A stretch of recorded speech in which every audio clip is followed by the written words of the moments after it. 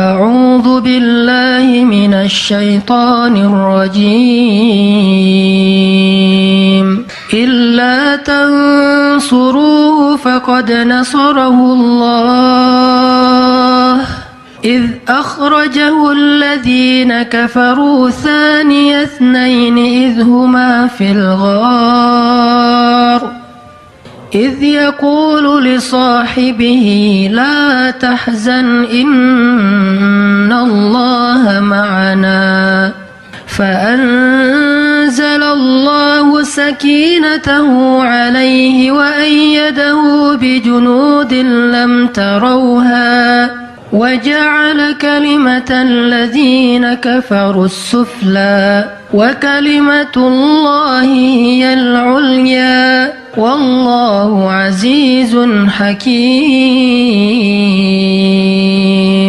Kalau kalian tidak menolongnya, maka sungguh Allah akan menolongnya. Seperti ketika orang-orang kafir mengeluarkan dia dari kota Mekah pada saat dia menjadi salah satu di antara dua orang yang berdiam di dalam gua, yaitu Gua Thur. Ketika ia berkata kepada sahabatnya, yaitu Abu Bakar, dia di sini siapa? Rasulullah SAW. Ketika dia berkata kepada sahabatnya, la tahzan, innallaha ma'ana, janganlah kamu khawatir, bersedih, takut, itu sama, sesungguhnya Allah bersama kita.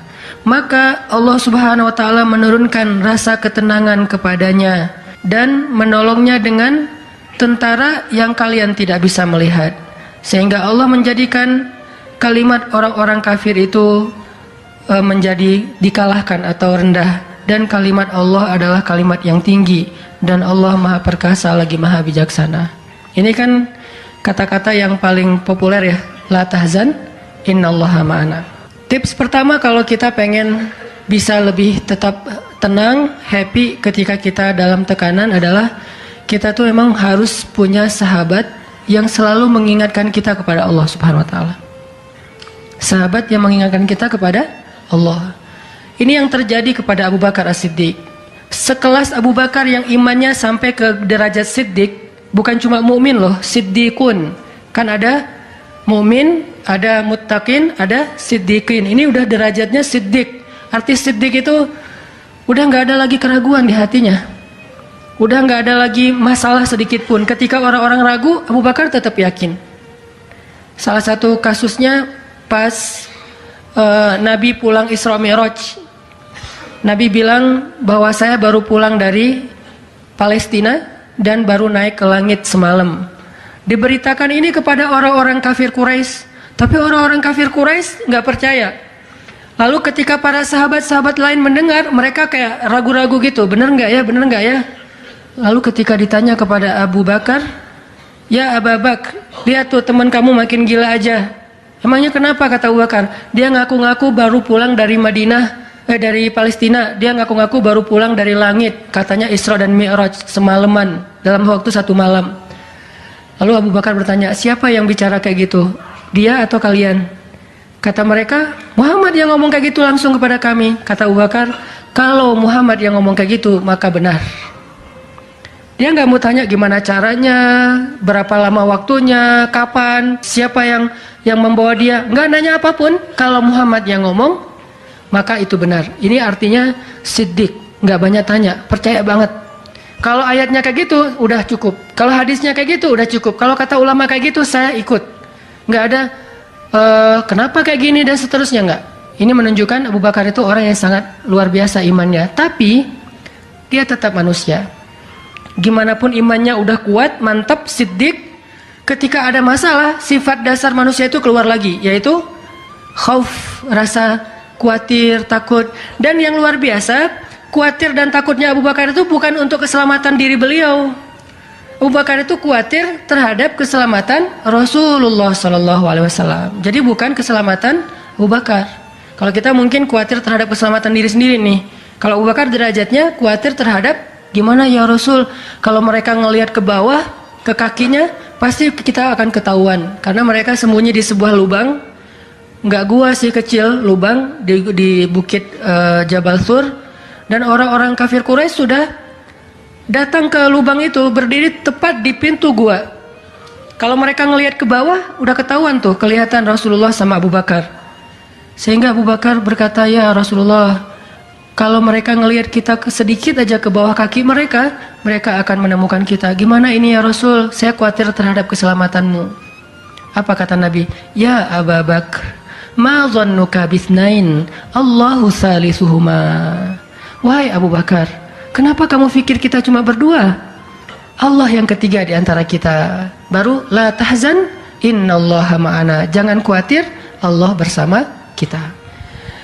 Kata-kata ini kalau diucapkan oleh orang solih pada waktu yang tepat ketika kita ngalamin satu masalah besar, itu akan luar biasa memberikan efek ketenangan buat kita. Tapi waktu yang tepat. Kalau normal-normal aja kayaknya agak kurang ngaruh nih. Makanya kata-kata kayak gini itu timingnya tuh harus pas. Dan yang mengatakan orang yang memang punya aura kesolehan yang luar biasa. Sekelas Rasulullah kurang apa? Itulah sebabnya kenapa kita harus punya banyak, atau setidaknya kita punya seorang sahabat, seorang teman yang solih, yang sering mengingatkan kita. Minimal istri.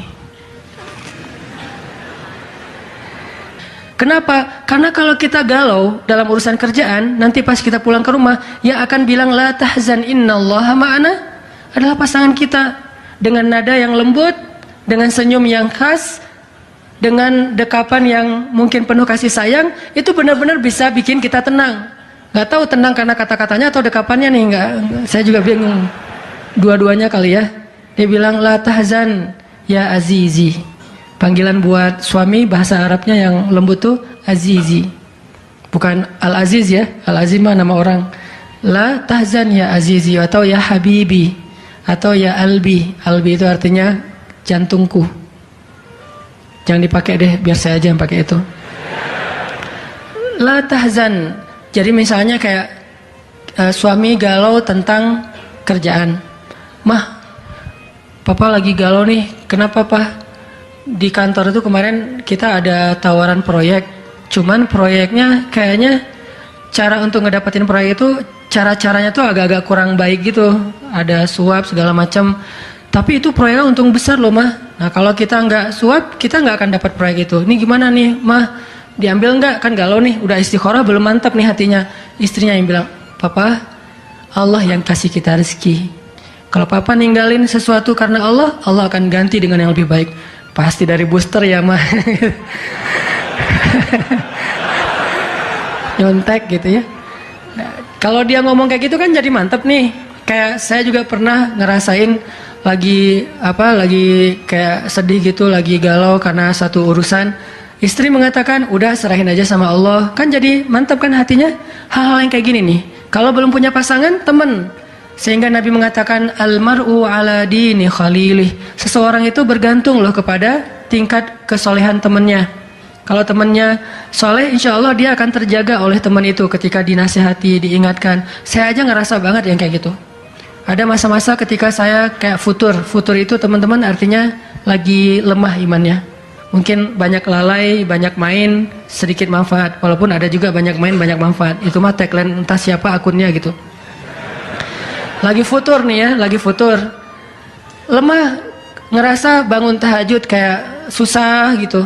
Ke masjid malas, zikir gak khusyuk, tilawah Al-Quran gampang ngantuk. Jalan sama seorang teman saya yang dia bukan ustadz sama sekali, bahkan dia ngakunya belajar ke saya. Nggak tahu benar apa enggak, yang sejatinya mungkin saya belajar ke dia. Lagi jalan, setelin tilawah Al-Quran, yang baca saya lagi tuh. CD tilawah Al-Quran saya. Saya kan nggak pernah mendengar CD sendiri. Pas diputarin itu siapa? Lah itu ustadz. Oh ya. Baca surat Al-Mulk. Tabarakalladzi biyadihil mulku wa huwa ala kulli syai'in qadir. Pas sampai di ayat-ayat tentang jahanam, tentang neraka, tentang apa, walaqad zayyana sama ad-dunya bimasabih dan seterusnya, dia nangis. Dia nyetir nih, dia nangis. Saya ketika ngelihat dia nangis, saya dapat hidayah. Jadi saya dapat hidayah bukan hanya dengan mendengar bacaan itu, tetapi karena dikondisikan oleh seorang teman, saya ngerasa, duh, Masya Allah ya, dia yang dengerin bacaan saya bisa nangis, saya dengerin diri saya sendiri nggak nangis, kan ada masalah nih. Akhirnya saya jadi insaf itu, kemudian istighfar, astagfirullah, Allah saya kayak ada masalah nih. Mulai belajar dari dia, Pak, gimana sih kok bisa kayak gitu? Ustadz kan lebih tahu ilmunya mungkin, tapi kalau pengalamannya Bapak pasti lebih tahu. Rahasianya apa? Ternyata rahasianya emang dia orang yang nggak pernah dengar yang lain selain mendengar bacaan Al-Quran. Jadi buat dia bacaan Al-Quran itu benar-benar entertain buat dia. Oh, berarti kita harus lebih banyakin lagi dengerin Al-Quran. Kalau kita dengar musik sekali, berarti dengar Qurannya 3 kali harusnya, baru masih agak-agak proporsional nih. Sehingga gampang kesentuh, hatinya itu mudah. Tapi pelajarannya tetap teman yang ngebawa kita kepada sesuatu. Ternyata triknya pertama, mengingat Allah itu kan bukan cuma menyebutkan Allah. Tapi ketika kita sedang dalam keadaan bingung, khawatir, galau, sedih, tertekan, panik, tiba-tiba teman kita mengingatkan kita kepada Allah dengan bahasa yang sederhana. Kalau bahasa sederhananya Al-Quran, la tahzan, innallaha ma'ana. Dan itu boleh diterjemahin ke bahasa yang lebih sederhana versi kita. Karena itu bahasa Al-Quran yang mungkin buat sebagian orang nggak dapat nih, karena mungkin nggak paham bahasa Arab. Jadi kalau teman kita lagi sedih jangan bilang, la tahzan dong, innallaha ma'ana. Apaan tuh lu baca Quran gitu ya? Nggak ngerti kan dia? Kita bisa terjemahin, udah tenang aja, Allah yang bantu. Tenang aja, Allah yang beresin. Tenang aja, serahin aja kepada Allah. Allah itu sebaik-baik kita nyerahin sesuatu. Ngomong kayak gitu tuh kena. Kalau timingnya pas kita lagi ngalamin satu masalah. Terutama masalah-masalah kayak masalah rezeki itu paling bikin kita sering panik, kehilangan sesuatu, ditipu orang, segala macam. Kita bilang, udah nggak apa-apa, nanti Allah ganti yang dengan yang lebih baik. Allah yang ganti gitu, Allah yang ganti. Tenang tuh jadinya, karena kita sedang mengetuk kembali imannya di saat dia sedang butuh-butuhnya iman itu. Dan itu butuh teman yang bisa mengingatkan kita. Sehingga Nabi bilang, ciri-ciri teman yang baik itu adalah kalau kita ketemu dia bikin kita sering ingat Allah. Dia bikin kita sering ingat Allah. Coba teman-teman renungkan nih, coba dihitung-hitung. Kita kalau ketemu teman ngomongin dunia berapa sering? Terus ngomongin Allah berapa sering? Kan jarang banget kita ketemu teman ngomongin tentang Allah kan? Dan kayaknya nggak tahu juga bahannya mau ngomongin apa tentang Allah. Kita ngomongin tentang Allah yuk. Ngomongin tentang Allah, apaan tuh? Kan bingung dia tuh. Maksud lo qul huwallahu ahad gitu, atau ayat kursi. Berarti kita belum terbiasa bicara tentang Allah. Nah ini yang harus kita coba latih pelan-pelan nih. Kita lihai banget nih, bisa smooth banget masuk ke tema tentang dunia. Bisa ganti-ganti topik dan semuanya tentang dunia, tentang kuliner, tentang kerjaan, tentang jodoh, tentang kuliah, tentang pendidikan, tentang apapun, tentang teman. Bisa dengan mudah dan seru gitu ngomongin tentang dunia teh. Dan itu bukan sesuatu yang dilarang memang. Cuman kok nggak seimbang kita ngomongin tentang Allah Subhanahu Wa Taala. Coba kita belajar cari teman yang udah sefrekuensi dulu. Arti sefrekuensi bukan sama-sama udah baik, sama-sama udah niat pengen memperbaiki diri. Sama-sama udah punya tekad kita pengen hijrah nih. Lagi-lagi bukan merasa diri kita lebih baik dari orang lain, tapi yang udah sefaham supaya nggak banyak perdebatan. Ajak dia ngobrol tentang Allah pelan-pelan dan secara bertahap, nggak bisa langsung ngejos, nggak bisa langsung coba lo sebutin rububiyah asma Allah yang 99 apa aja, itu mah cerdas cermat ya. Tapi kita ngomongin Allah tuh baik banget loh, kemarin gini Allah aja yang diomongin. Sehari minimal kita ngomongin Allah itu sekali deh. Dan sekali itu jadi obrolan, bukan cuma mention doang ya, tapi obrolan gitu. Jadi diskusi. Sekali aja sehari dan nggak harus lama, mungkin cuma 5 menit. Kalau kita nggak bisa ngelakuin itu secara spontan, nggak apa-apa di setting. Kita ketemu sama teman kita bikin kayak program gitu. Kita kalau ketemu pokoknya harus sekali sehari ngomongin tentang kebesaran Allah. Coba digituin. Makin sering itu makin akan nanemin satu belief faith di dalam hati kita. Sehingga ketika nanti kita ada masalah diketuk rasa iman itu cepat baliknya. Berarti kita harus cari teman yang mau menasihati kita, bicara bareng kita tentang kebesaran Allah. Dan itu yang dilakukan Nabi Musa dengan Nabi Harun ketika berdakwah, yang Allah sebutin di surat Toha. Nabi Musa mau berdakwah kepada Firaun, minta teman supaya bisa mengingat Allah ketika lagi dalam keadaan marah. Soalnya Musa tahu, Musa itu orangnya marah. Kalau udah marah ngeri. Harun orangnya kalem, woles. Sehingga butuh seseorang yang bisa menahan amarah dan emosinya Musa. Sehingga kata Musa, ya Allah, beri saya seorang teman yang bisa mendampingi saya dalam dakwah, yaitu Harun. Kay nusabbihaka katsira wa nadhkuraka katsira, supaya kami sering bisa mengingat engkau. Artinya kalau Musa sendiri marah, lupa sama Allah. Tapi kalau ada Harun, Musa istighfar, astagfirullahaladzim, gitu. Begitu juga nabi kecil, ada 2 orang nabi kecil sepupuan. Siapa dia? Isa dan Yahya. Nabi Isa dengan Nabi Yahya. Anak kecil 2 orang nih, dua-duanya keren, dua-duanya soleh, dua-duanya ganteng, dua-duanya idola, selebgram lah di masanya. Pokoknya luar biasa nih 2 orang cowok. Anak usia, kalau nggak salah Yahya waktu itu umurnya udah sekitar 10 tahun. Isa baru lahir, berarti beda 10 tahun. Pas mereka ABG, beda 10 tahun tapi nyambung ngobrolnya. Pas mereka jalan kemana-mana berdua tuh, yang satu orangnya gampang tersentuh, nangis, yaitu Yahya. Yang satu lagi orangnya tegas, yaitu Isa. Sehingga kalau Isa lagi marah, Yahya yang mengingatkan Isa, tenang. Akhirnya tenang.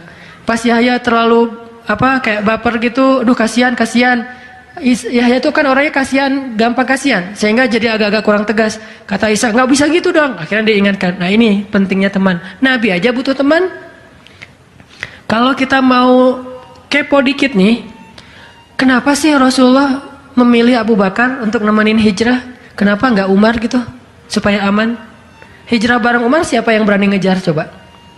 Umar berdiri depan Ka'bah. Ya ayuhan nas, ya ma'syara Quraisy, wahai manusia, wahai orang Quraisy, fa'lamu anni muhajir. Ketahuilah saya pengen hijrah, kata Umar. Siapa yang pengen istrinya jadi janda, anaknya jadi yatim, tunggu saya di balik bukit itu. Ada yang berani? Diam semuanya. Coba Rasul kalau hijrah bareng Umar, enak kan? Wahai orang-orang Quraisy, wahai manusia, saya sama Rasul nih mau hijrah. Siapa yang berani nunggu saya di balik bukit itu? Kalau enggak dia akan hilang kepalanya. Enggak ada yang berani kan? Kenapa Rasulullah milih orang yang lemah seperti Abu Bakar? Udah kurus, lemah, dan kaumnya kabilah yang lemah, Bani Taim. Bani Taim itu lemah kabilahnya, enggak seperti kabilahnya Umar bin Khattab. Kenapa bukan Umar? Kenapa bukan Hamzah? Hamzah itu pemanahnya para sahabat, pemanahnya orang-orang Mekah. Dan juga nggak ada yang berani sama Hamzah. Hamzah mukul Abu Jahal di depan orang banyak, nggak ada yang berani balas. Ketika Abu Jahal mukulin Rasul lagi sholat depan Ka'bah, Nabi lagi sholat digebukin sama Abu Jahal. Dibelain sama Abu Bakar ikut digebukin. Akhirnya wajah Abu Bakar itu nggak dikenali lagi, saking babak belur. Itu digebukin sama Abu Jahal dan teman-temannya. Ketika Hamzah dengar berita itu, langsung Hamzah pergi ke tempat orang-orang ngumpul, dicari mana Abu Jahal, dipukulin sama Hamzah sekuat-kuatnya sampai berdarah-darah Abu Jahal. Tapi orang Quraisy nggak ada yang berani balas, saking terpandangnya Hamzah. Kenapa nggak dengan Hamzah, pamannya sendiri? Atau kenapa nggak dengan Utsman gitu, yang kaya raya, yang bisa memberikan fasilitas VIP untuk Rasulullah, naik mobilnya Alphard gitu, nyaman hijrah? Kenapa Abu Bakar yang udah jatuh miskin, fisiknya lemah, kabilahnya tidak dipandang? Kenapa? Karena Abu Bakar itu yang paling soleh di antara semua sahabat. Jadi pilihannya kesolihan, bukan kekuatan fisik. Kenapa? Kesolihan itu bisa menutupi kekuatan fisik yang kurang. Kenapa? Allah yang maha kuat. Kesolihan bisa menutupi kurangnya harta, Allah yang maha kaya. Kesolihan bisa menutupi kekurangan dari dukungan kabilah, Allah lebih banyak lagi dukungan dari langit dan bumi. Yang dicari oleh Rasulullah itu adalah teman yang soleh. Ya Abu Bakar, temani saya hijrah. Siap ya Rasulullah. Hasilnya apa? Dikejar-kejar sama orang Quraisy karena mereka nggak takut dengan Abu Bakar. Tapi ketika mereka mau ketemu dengan Rasulullah dan Abu Bakar di dalam gua, Allah palingkan wajah mereka dari melihat ke bawah kaki mereka. Allah punya banyak cara. Ada ulama yang bilang bukan cuma dipalingkan, tapi tiba-tiba merpati bikin sarang di situ laba-laba. Walaupun ada perdebatan di antara ulama ini hadisnya sahih atau enggak, yang jelas, yang pasti nih Allah melindungi mereka dengan banyak cara sehingga nggak bisa ditangkap. Allah yang bertindak. Jadi butuh teman yang soleh. Walaupun nanti kenyataannya teman yang soleh ini malah ditenangkan oleh Rasulullah, bukan Rasulullah ditenangkan oleh dia gitu. Kan nyari teman yang soleh biar bisa menenangkan nih. Ternyata pas ada masalah, Rasul gimana? La tahzan, innallaha ma'ana, tenang, udah beres. Bisa nggak kita coba latihan ini? Kalau kita berteman dengan seseorang, niat kita pengen saling mengingatkan. Wa tawasau bil haq, yaitu mengingatkan tentang Allah. Wa tawasau bis shab. Itu kayak gitu tuh ayatnya. Pertama hak dulu, kedua sabar. Kalau nasihatnya udah benar, insya Allah sabar. Jadi kalau kita pengen menasihati teman kita atau dinasihati oleh teman kita supaya lebih kuat, bisa tough, bisa survive dalam masalah, minta dia menasihati kita al-haq. Dan siapa al-haq? Allah Subhanahu wa taala. Wa tawasau bil haq artinya saling menasihati dengan nama Allah. Udah serahin aja sama Allah. Allah itu maha ini sebutin dengan bahasa sederhana. Langsung sabar jadinya. Langsung lebih kuat, lebih tenang. Itu yang pertama teman-teman.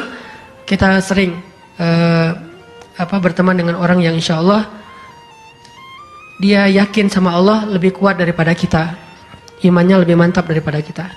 Yang kedua, gimana caranya biar kalau kita menyebut nama Allah, kalau kita sholat, kalau kita berzikir itu jadi lebih tenang gitu, lebih happy.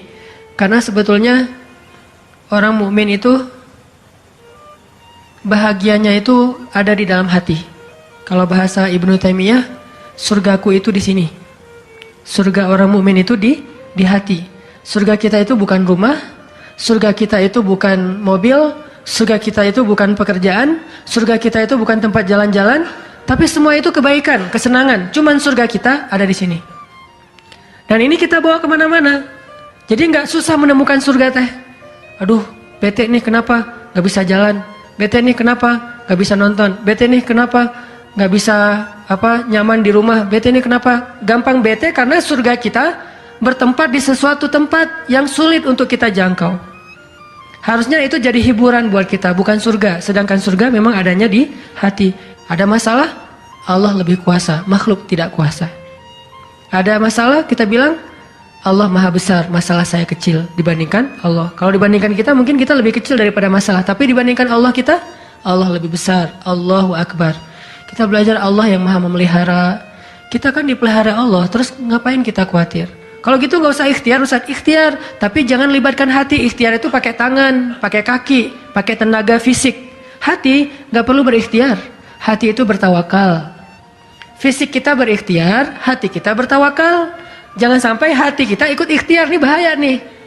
Kalau hati kita ikut ikhtiar, berarti kita lebih percaya kepada makhluk daripada Allah. Nanti akan mentok, kalau udah mentok putus asa, itu penyebabnya. Gara-gara hatinya baper dengan ikhtiar. Ketika jalan-jalan ikhtiar itu tertutup, hati kita jadi give up. Nyerah aja deh. Sedangkan kalau hati kita nggak ikhtiar, dia cuma tawakal, jalan tertutup, dia masih bilang Allah maha kuasa.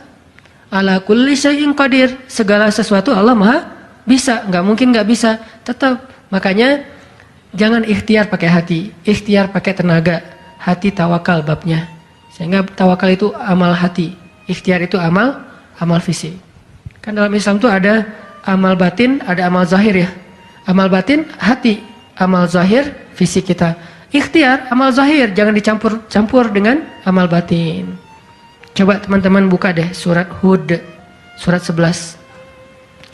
Kalau ragu tentang rezeki baca nih ayat nih. Surat 11, surat Hud ayat 6. Wa ma min dabbatin fil ardi illa 'ala Allahi rizquha wa ya'lamu mustaqarraha wa mustawda'aha kullun fi kitabim mubin. Tidak ada satu hewan melata pun di muka bumi kecuali Allah menjamin rizkinya. Ini amalan hati nih. Ini ayat untuk menguatkan hati kita, bukan menguatkan fisik. Tapi biasanya hati kalau udah kuat, fisik ke bawah. Kan kata Nabi kalau hatinya baik, yang lain ikut baik. Kalau hatinya buruk, yang lain ikut buruk. Jadi kalau hatinya udah give up, pasti fisiknya jadi lemah. Kalau hatinya tough dan masih punya belief ke Allah, masih punya harapan, maka fisiknya juga akan kuat. Wa ma min habbatin fil ardi illa 'ala Allahi rizquha wa ya'lamu mustaqarraha wa mustawda'aha. Allah tahu di mana rezeki kita disimpan.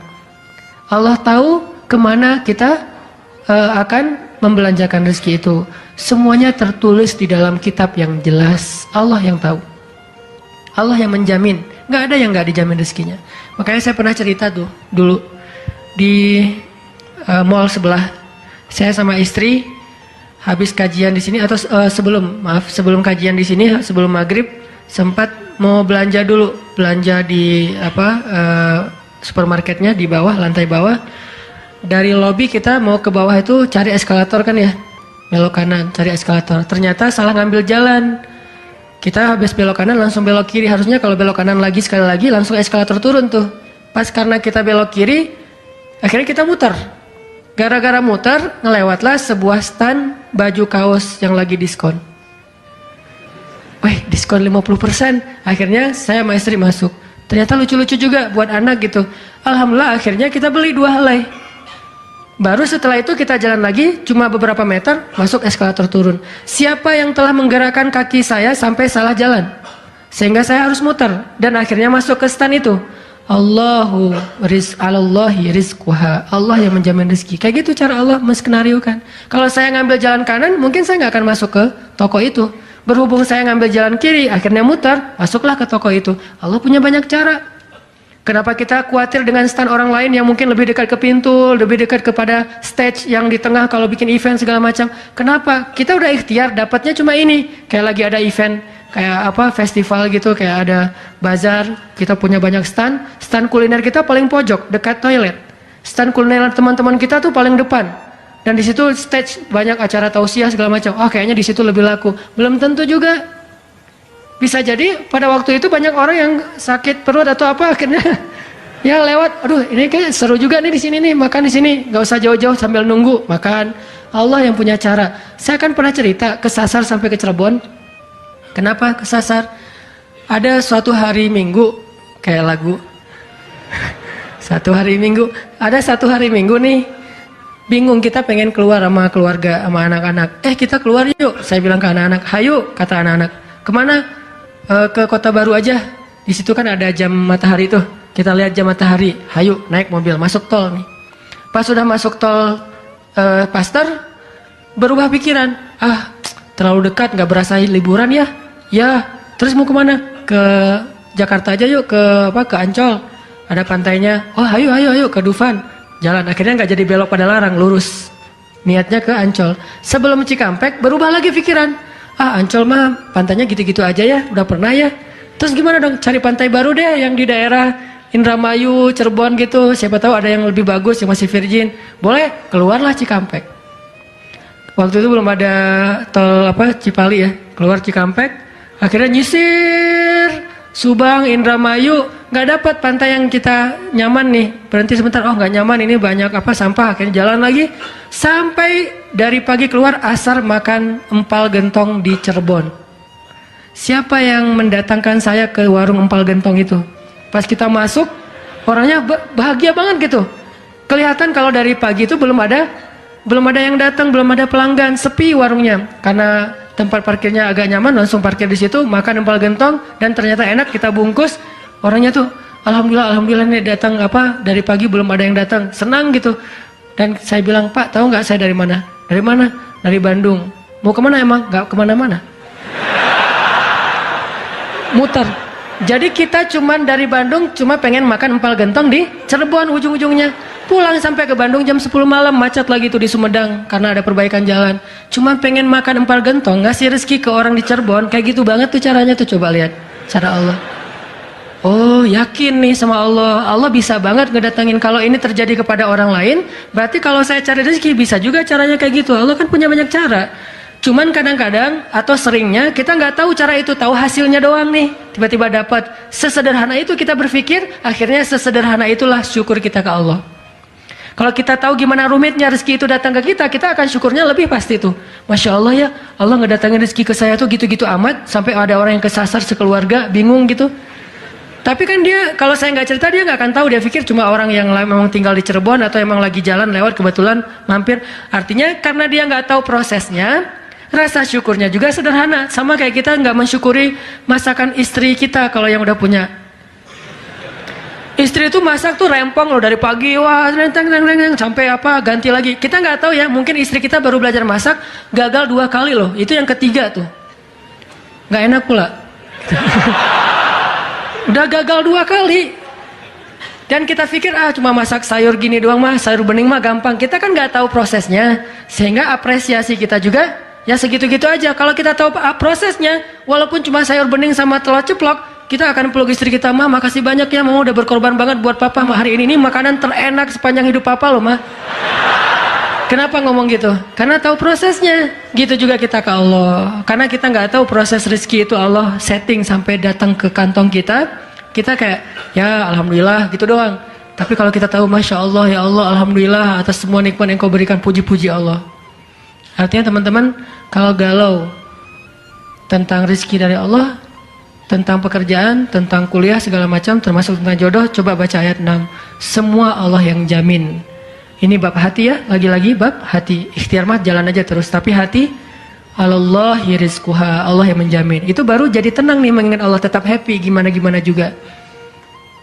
Dan ini ditaraddud, diulang-ulang. Coba diulang-ulang nih ayat nih. Jadikan salah satu ayat favorit. Kalau kita lagi galau, langsung baca ayat ini berulang-ulang sendiri kalau bisa. Baca dulu terjemahannya, hafal. Kalau udah hafal terjemahannya, tinggal baca ayatnya berulang-ulang. Sebelum tidur mungkin kalau yang paling tenang. Kalau khawatir nggak bangun tahajud, ya udah sebelum tidur baca. Wa ma min dabbatin fil ardi illa 'alallahi rizquha. Diulang. Itu beda banget loh rasanya. Belajar untuk mentafakuri kebesaran Allah, sehingga kalau kita nanti ada masalah mengingat Allah lebih mantap.